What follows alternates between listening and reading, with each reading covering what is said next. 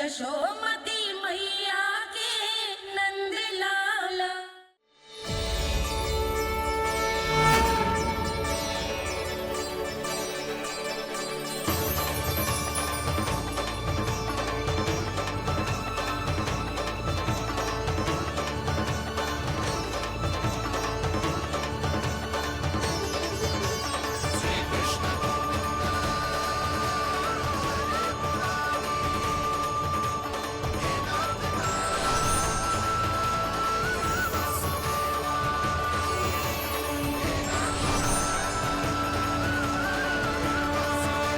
कुछ वरन आया हुआ मसूर।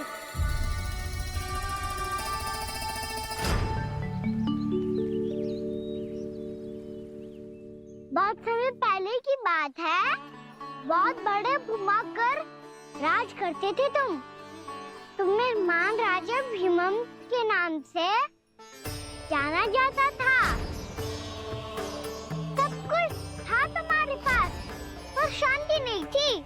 इसीलिए शांति की खोज में अपना संपूर्ण राज अपने पुत्रों को सौंप कर मलय पर्वत की ओर चलती है।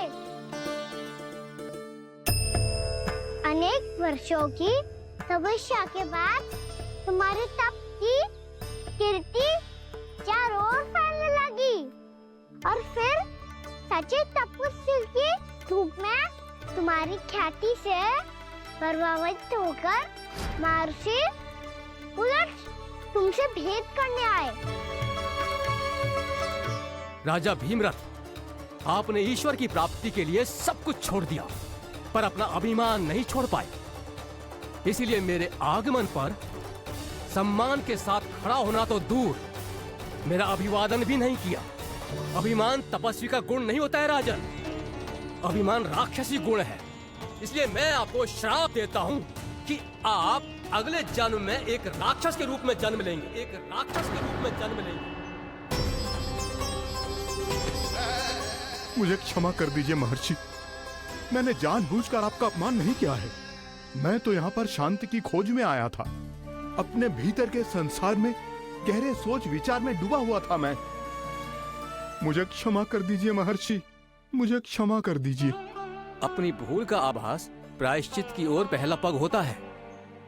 मैं अपना श्राप तो वापस नहीं ले सकता, परंतु आपको एक वचन अवश्य दे सकता हूँ। जब भी प्रभु नारायण का अवतार होगा, आपको उचित समय पे वो वरदान देंगे जिसकी आप लंबे समय से प्रतीक्षा कर रहे हैं।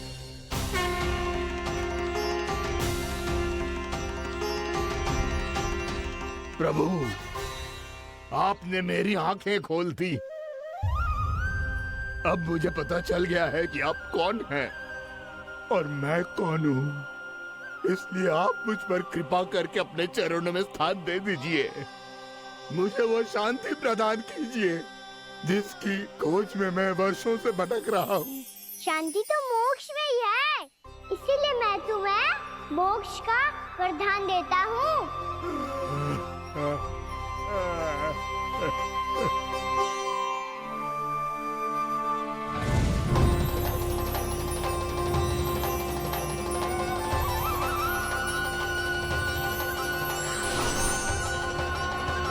प्रभु की ये लीला सदैव स्मरण रखी जाएगी।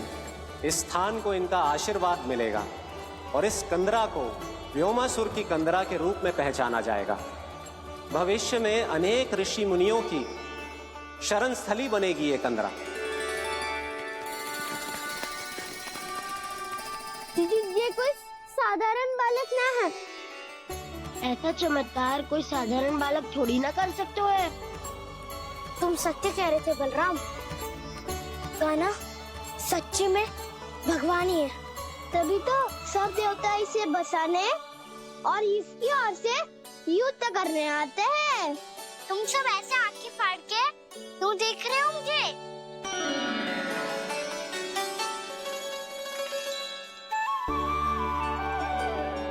बलराम, तुम बलवान हो और कान्हा भगवान है। दूर दूर तक कोई दिखाई ना दे रहा है। ना जाने किस हाल में होंगे बालक। कहीं हम ही तो मार्ग ना भटक गए शीघ्रता के चक्कर में। अब तो एक पग भी ना चलो जा रहे हो। जल, किसी के पास जल है क्या? कंठ तो मेरा भी सूख रहा है मौसी। भाभी, निकट ही जमुना जी है, कहूँ तो वहाँ से जल ले आओ। मैं भी जा रही हूँ भाभी, एक से भले दो। हाँ चल, शीघ्रता से आओ। हाँ।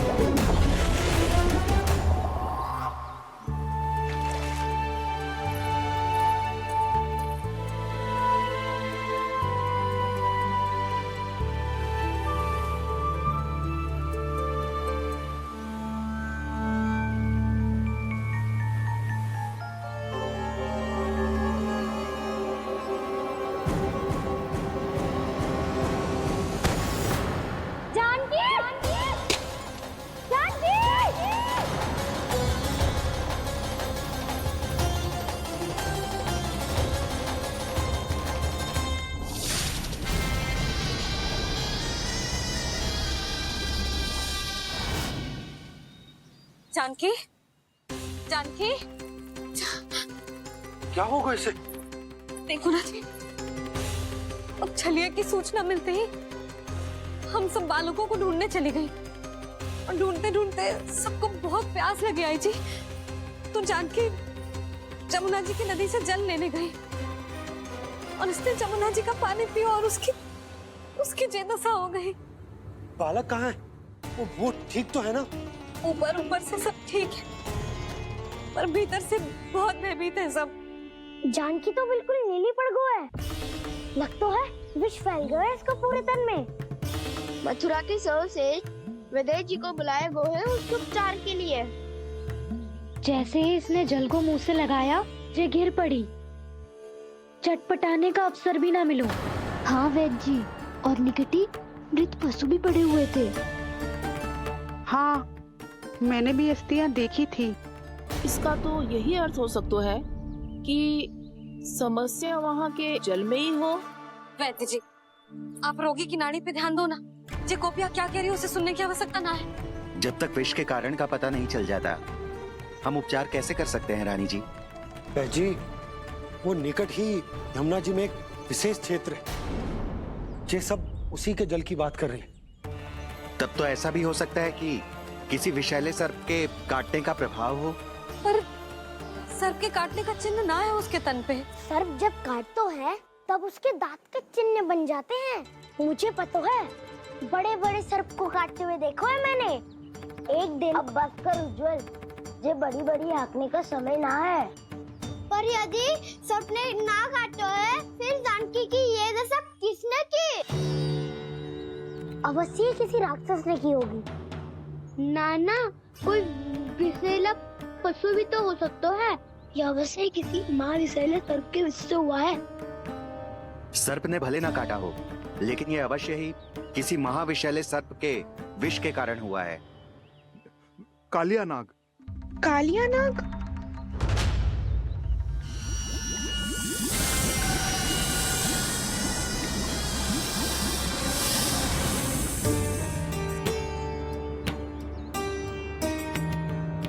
संकेतों से तो ऐसा लगता है कि जानकी ने कालिया नाग के क्षेत्र के विशाला जल पी लियो है। कालिया नाग एक लोक श्रुति है, कल्पना में गढ़ी हुई एक कथा, और कछु न है। हमें जाके पता लगाना पड़ेगा। पर हमें वहां जाने से मना किया है ना बड़ों ने। उज्जवल सही कह रहे हो है, इस समय जानकी के स्वास्थ्य से अधिक महत्वपूर्ण और कछु ना है। जानकी हमारे लिए ही जलाने गई थी जी, ना मैं उसे जाने देती ना जैसा वो तो। वैद्य जी, आप शीघ्र कछु करो, कैसे भी कछु भी करो, पर इसके प्राण बचा लो। यशोदा, धैर्य रखो, श्री नारायण पर विश्वास रखो, वो सब ठीक कर देंगे।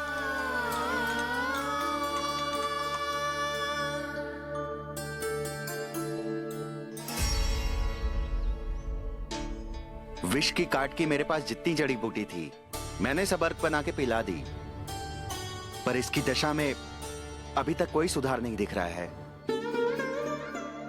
यह अंतिम जड़ी बूटी है, अगर इससे भी चमत्कार नहीं हुआ तो फिर जो नारायण की इच्छा।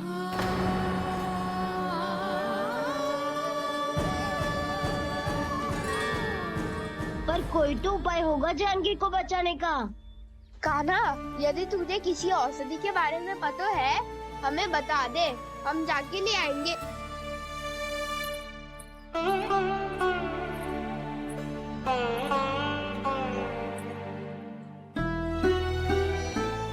हे नारायण, हे प्रभु, मेरी जानकी के प्राण बचा ले प्रभु। या तो मैं अपने आप को कभी क्षमा न कर पाऊंगी। ये सारी मेरे ही कारण बनाई थी। उसकी रक्षा करो प्रभु, मेरी पुकार सुनो। कान्हा, तूने हमें वत्सासुर से बचाया था ना? और बकासुर से भी तो। और छलनी से भी तो तूने ही बचाया था ना हमें? क्या ऐसा कोई उपाय ना है जानकी को बचाने का? धन्वंतरी,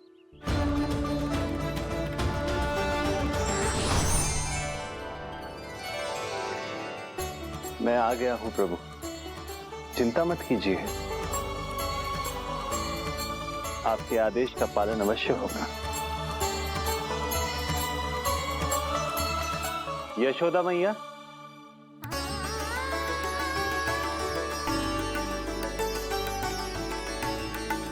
मैया आपको कोई पुकार रहा है।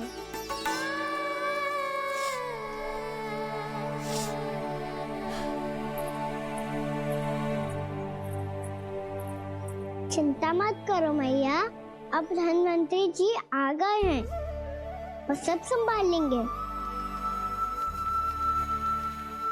धन्वंतरी जी कौन है?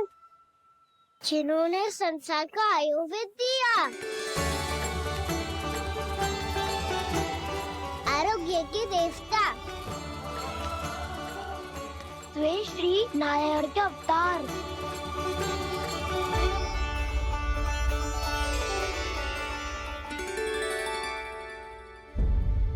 मुझे पता चला है कि आपको वेद की आवश्यकता है। हाँ हाँ, भीतर आइए। आइए आइए बैठे जी। जी रहे।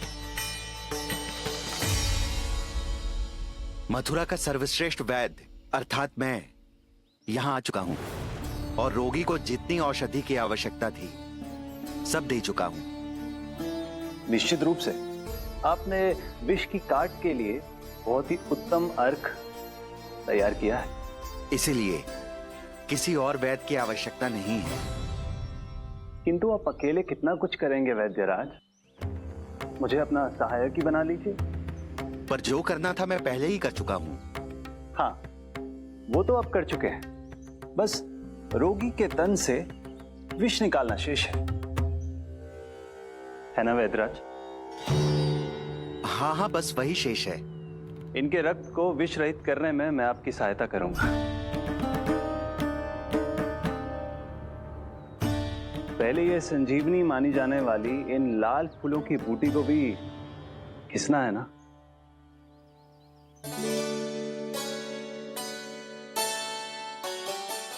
हाँ हाँ, तुम सही कह रहे हो, इसे अच्छे से घिसो।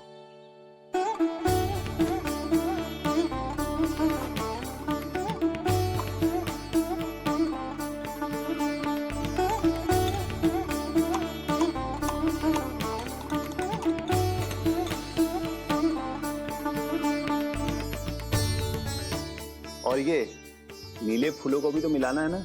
हाँ हाँ, अच्छे सहायक बन सकते हो तुम, ऐसे ही श्रम करते रहो।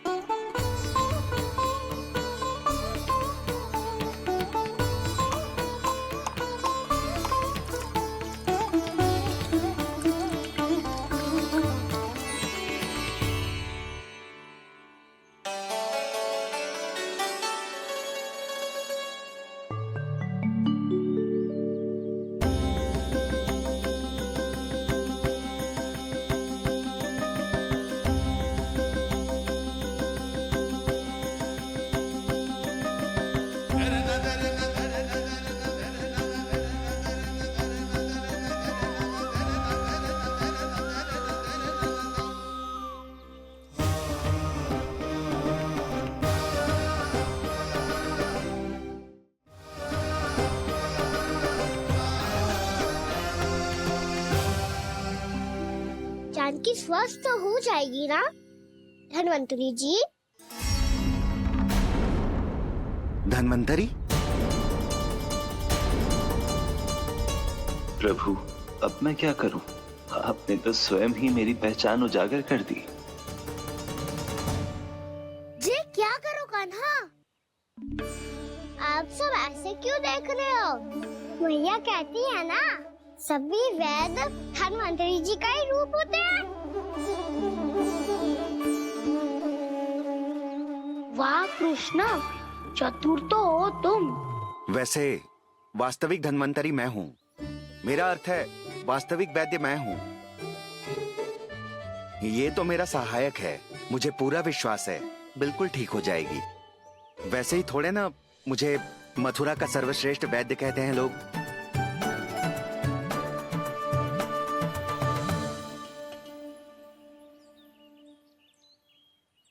जसोदा भाभी। जशोदा जी, जानकी को चेतना आ गई। जानकी, जानकी, जानकी, तू ठीक है ना? क्षमा करना भाभी, मैं आपके लिए जल ना ला पाई। बस बहुत भूख लगी है। मैं अभी कच्चा लाती हूँ। जानकी माखन खाओगी?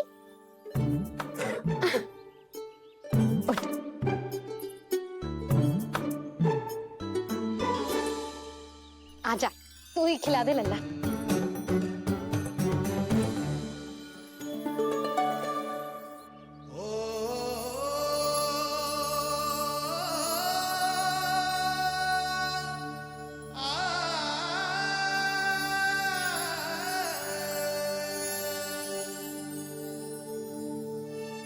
तुम सब मेरे लल्ला को माखन चोर कहती हो ना?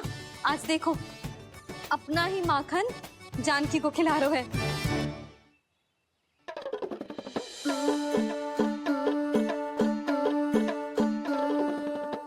थोड़ा और विश्राम कर लो। सदैव तुम हम सबकी सेवा करती हो, आज मैं तुम्हारी सेवा करूंगा। जानकी की जिद ऐसा तब हुई जब जय यशोदा काकी की सेवा कर रही थी, और अब देखो स्वयं भगवान ही इसकी सेवा कर रहे हैं। जानते हो इससे क्या सिद्ध होता है? जो भी यशोदा मैया की पूजा करेगा, अर्थात अपने माता पिता की सेवा करेगा, उनके साथ सम्मान से व्यवहार करेगा, ईश्वर स्वयं उसका ध्यान रखेंगे। कभी धन्वंतरी के रूप में तो कभी स्वयं कान्हा के रूप में। भक्त और भगवान का देखो कैसा ये अनुराग, स्वयं करे सेवा प्रभु, अद्भुत गोपी का भाग्य। प्रभु इन सब पृथ्वीवासियों से कितना घुल मिल गए हैं। ना तो ये प्रभु को भगवान मानते हैं और ना ही प्रभु अपने आप को इनसे सर्वश्रेष्ठ समझते हैं। अपने आचरण से ये सिद्ध कर रहे हैं कि ये सभी में हैं और सभी इनका ही अंश है।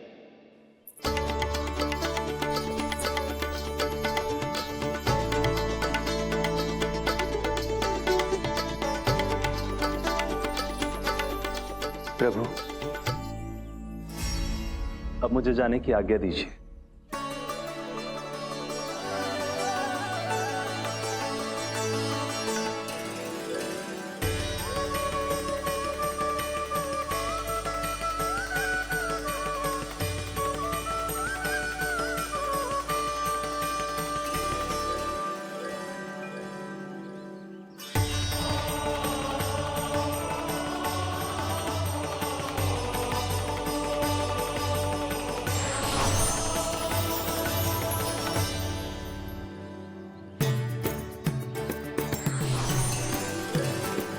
कान्हा ने तो सच्ची में धन्वंतरी जी को बुला लिया था।